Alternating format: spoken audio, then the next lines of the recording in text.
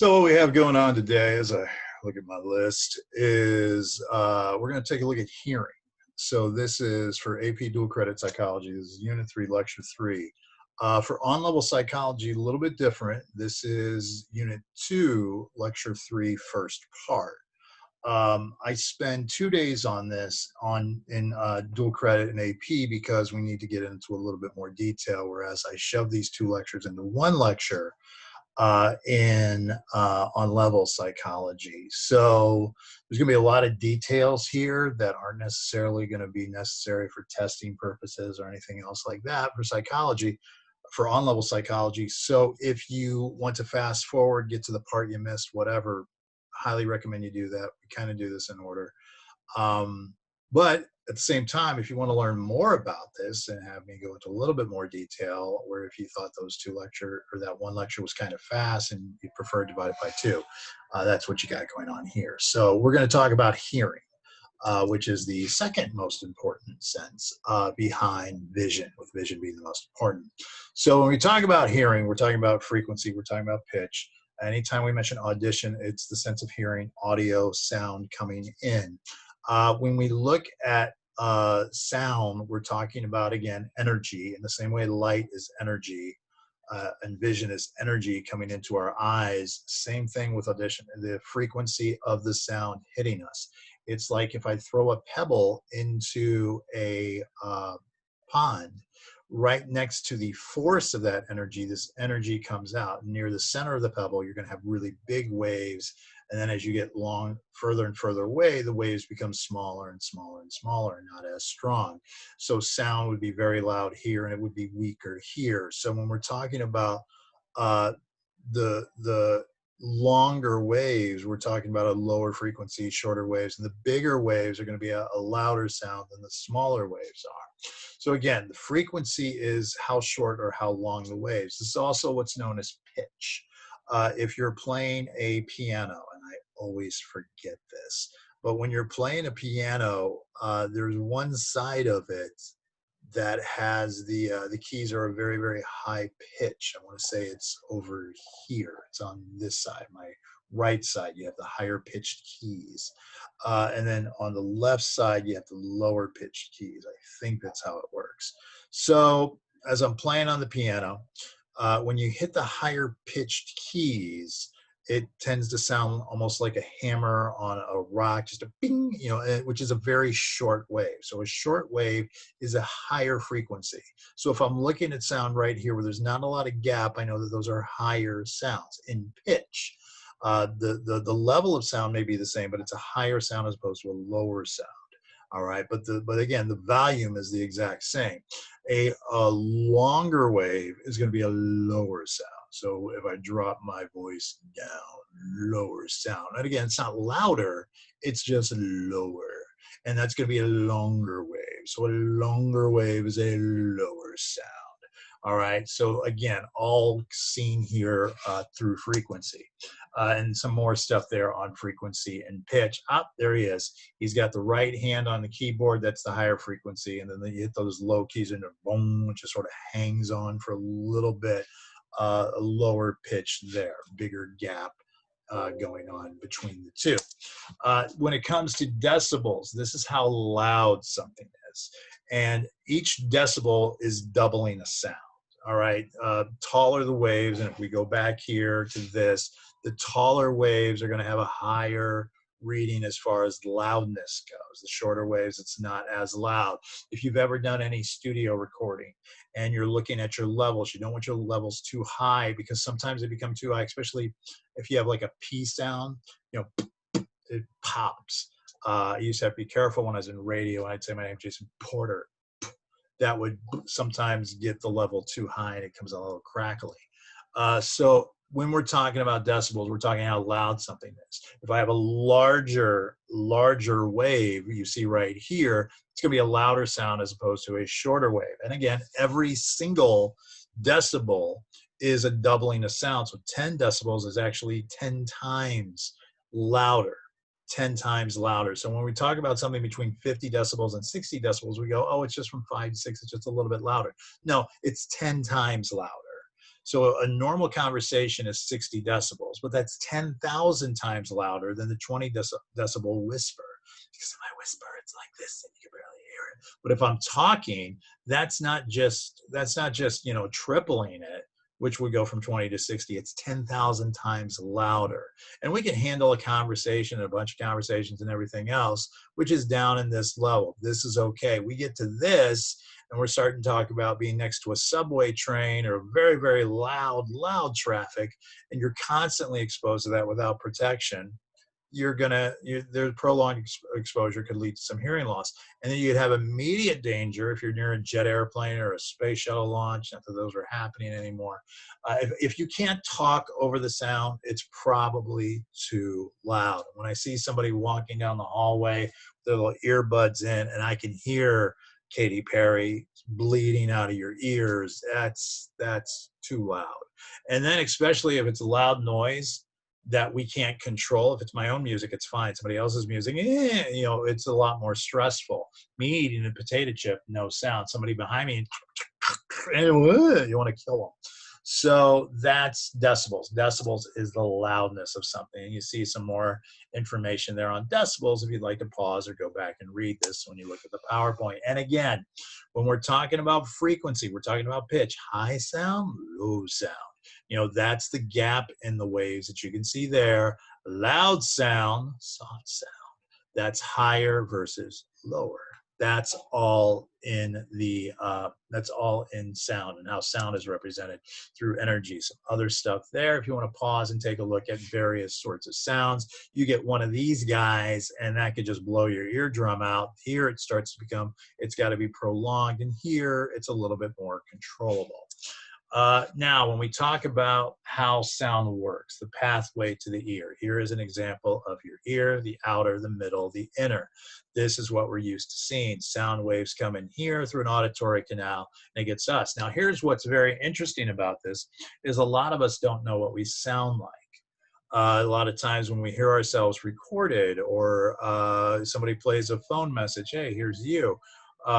We're like, that doesn't sound like me, because we don't know what we sound like, because we shout or we talk and it goes out there and it echoes off of things, then it works its way back into our ears. Here's what you really sound like. If you'd like to know, you take your hand, make a little hook like that. You grab the back of your ear like this and you pull it around. So you take the flap and you pull it down, and then you talk right in here. And if I talk right in there, I give myself a chamber and I go right to my ear. That's what my voice sounds like. All right. So that's unfiltered, going directly into that. So the sound waves come into this auditory canal. Now, in this, what's very, very important is you don't stick anything in there. Stop with the Q-tips. The Q-tips are to clean outside of your ear. It's not to dig all the way down in here like you're doing some mining. And I know a lot of you guys like to get deep, deep down in there and get the wax. Wax is good. Comes out of like sweat glands. Wax is there to lubricate this and make sure that everything's okay and moist and whatnot. When the wax isn't needed anymore, it'll dry up and it'll flake out. But if you keep pushing it and pushing it and pushing it, it goes against your eardrum. That's actually going to get in the way of your hearing. If you feel like you have too much of a wax buildup, go to CVS, get a little tube of something, you drop it in your ear, you let it sit there and, articulate for a little while, and then you just sort of knock it out of your ear. The middle ear right here is also very important. So as the sound is coming in here, and this is what most of us know as sound, here's where it starts to get transferred a little bit.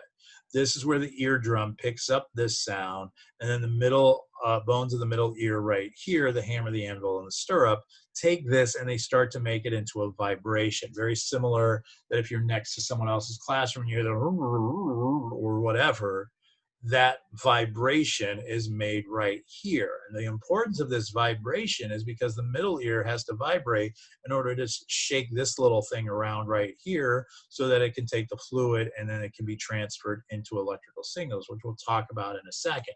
Now, any damage to the middle ear tends to happen with a very, very loud sound. If someone's next to a very loud explosion, it can blow out the eardrum, which leads to what's known as conductive hearing loss when you have a problem in your middle ear.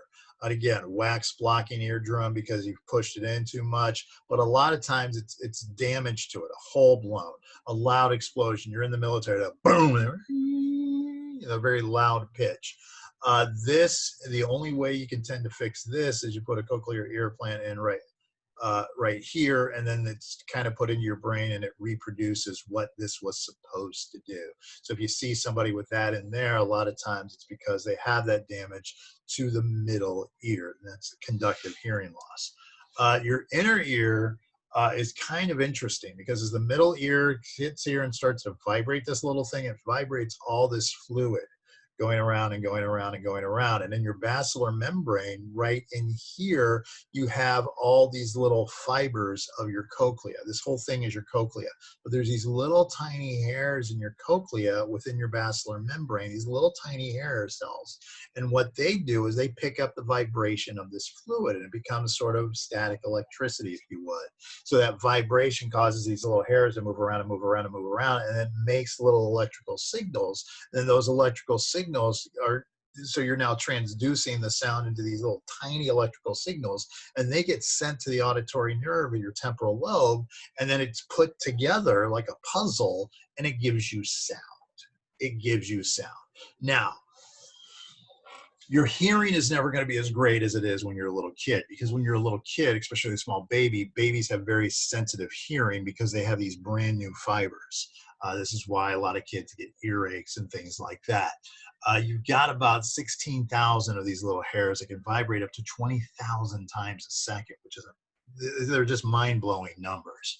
But as they get used and used and used over time, they start wearing out and wearing out and wearing out. I like to compare these hairs in the basilar membrane to fibers on a carpet. If you've got a carpet, brand new carpet, you walk across, it's all fluffy, fluffy, fluffy, fluffy, fluffy. But if you keep walking across the carpet again and again and again, eventually those fibers get worn out. So if you walk across the same part of the carpet again and again, the pathway from the bedroom to the living room, or through the living room to the kitchen, whatever, there's this pathway that people keep walking on, that fiber goes down and down and down. And if it's consistently pressuring the carpet, like you put a chair or a couch on the carpet, then the fibers just get pressed way, way, way down. That's the same thing that happens to these hairs as we constantly expose it to very, very loud sounds. Again, your little earbuds in your ear, very loud, no place to escape. You're wearing down and wearing down and wearing down those fibers. And as a result, what's going to happen is your hearing loss is going to happen at an earlier age because you're wearing down your carpet. You're not going to get it now. You're going to be able to hear your music fine now, but your hairs are going to wear out at 30 or 40 as opposed to at 60 or 70 because of this constant exposure to loud, loud, loud, loud, loud. And this is what's known as, this type of hearing loss is what's called sensorineural hearing loss. And the sensorineural hearing loss is because the hairs get exposed and exposed and exposed. Because again, what used to happen is it didn't really hit you till 60 or 40, 20, it's not going to be that big of a deal, but people are seeing it happen sooner and sooner and sooner. Most all hearing loss is because of sensorineural hearing loss. And the trick with sensorineural hearing loss is, since you're only sort of wearing out these little fibers right here, you can still hear loud sounds. But when you hear loud sounds, you hear them as loud. It's the soft sounds that you can't pick up. If you've ever been to your grandparents' house and you're like, wow, that TV is on really loud, because that's the only way they can hear it. So if nothing's going on, they got to get a sort of a sound. But so if I walk up to my grandparents and I speak to them, if they had a hearing loss, I would say, hi, how are you doing? And they would just sort of, they wouldn't get anything. But if I went up, hi, Grandpa, how are you? If I said, hi, Grandpa, how are you? He could hear that, but he hears it as, hi, Grandpa, how are you? He hears it as loud. A great example of this is the guys from Metallica who refused to put the earbuds in their early concerts, and now they all have sensorineural hearing loss. And this isn't really something that you can reverse. I mean, you can get a little bit of hearing aid and put it in there, But what it's going to do, it's going to pick up the soft sounds and make them loud sounds. It just becomes a microphone. So it's just loud, loud, loud, loud, loud. And again, naturally, when you age, your hearing is going to get worse. But what's happening, you guys with your earbuds, it's getting worse sooner. So again, if you're looking for a business to go into, you're like, I don't know what I want to be when I grow up. Hearing aids, big business. Hearing aids, chiropractors, because you guys are all bent down like this and huge business in a few years. So again, there's some dangers of headphones if you want to take a look at that. Daily exposure, take a look at that. And just your warnings and more warnings about that. If you want to listen to your music, and if you do, that's great. This is what I recommend. I just happen to have the box right here. These are my headphones. It costs a little bit more, although I got them on eBay. So if it ended up being stolen, I don't know. But I got these a little bit cheaper than what they normally would be. But these are noise canceling headphones. I got to sneeze here at some point. I don't even want to bother to go edit that out. But these are noise canceling headphones. And as a result, what noise canceling headphones do, I just the box, the headphones are downstairs. What they do is they go over your ears and they cancel out the other sounds, because a lot of times when you listen to earbuds, especially those that you pick up at Valero or whatever, Circle K, those, all they do is they make the sound loud. Noise canceling headphones or noise canceling earbuds, what they do is they block everything out. So the only thing that goes into your ear is the sound. So if we go back to the ear, here we go. Right here, you know, if you just put the earbuds in, you sort of sit them there. I've got all the sound going on, and my earbud needs to be louder than all this sound. If what I can do is I can cut off the competing sound, my earbuds don't have to be that loud in order for me to pick it up. So noise cancel, spend a couple of extra bucks. And I'm a very frugal guy, but it's your hearing and it needs to last you your life. So spend a couple extra bucks. You don't need to know my L classes don't need to know too much about this, but for AP, when it comes to how do we perceive pitch, there's a couple of theories behind this. One theory is what is called the place theory. And the place theory basically says all our basilar membrane right here, there's different places on our basilar membrane. And depending on which part of the basilar membrane, those little tiny hairs, which ones are being stimulated, those are particular sounds. So our ear, each of them specialize, like a key on a keyboard, on a piano. Each one of them is responsible for a particular sound. Frequency theory is a little bit different. The frequency theory says it kind of stimulates them all at the same time, but it's how fast or how slow that stimulus is. And as a result, how frequent is the stimulus, that is the predictor of the sound as it's broken up and put into little neural sounds that go to our brain, and then we take all the millions of pieces and put them back together again. Also interesting about hearing is something called the vestibular system. And the vestibular system, I wish I brought a bottle of water up here with me. The vestibular system is this idea that hearing has to do with our balance. So if this is my outer ear, middle ear, right here, inner ear, there's these little canals up here, these little semicircular canals. So I have all this fluid down here, but up here, it's just kind of air sacs. You know, so the fluid comes down here, but it works very, very much like if you've ever had a level and the level's got a little bit of air in there. So if I'm too far this way, the bubble will go up there. If I'm too far this way, the bubble will go up there. So I know if something's even. Same thing happens in our ears. I know if I'm even because my air bubble is even. Now, if I'm too far back or if I'm too far forward or something like that, it's going to move the air bubble and I'll sort of readjust. If you've ever been leaning back on a chair and you kind of went too far, because your ear is telling you that's too far back, you're out of balance. This can be manipulated if you're in like a virtual reality simulator and you're going, and it shows you going up the roller coaster, then down the roller coaster and all those other stuff, and your body goes along with it, it gives you a real sense of motion. This can also be manipulated when we're on a merry-go-round or something like that. I've got some fluid here in my cup that if I spin it around and around and around and around and I stop, the fluid is still spinning. Same thing happens in my ear. You take somebody and you spin them around and around and around and around and around, and the fluid in their ear is going around, and that's where we feel this spinny, dizzy sensation because there's this imbalance within our vestibular system. Sound is also very, very important for locating things. How we see can be impacted by sound. Again, I don't like to spend a lot of money, but I love sound, and I have a little media room, a little tiny media room off to the side here, and I've got a 9 speaker system in it, which is like this. This is kind of the setup of my media room, where I've got a central speaker, 2 floor speakers, 2 high speakers over there, this behind me, that to the side of me, that to the side of me. It's what's known as a 9.2 system. Actually, I have 2 subwoofers. Not bragging, but I do.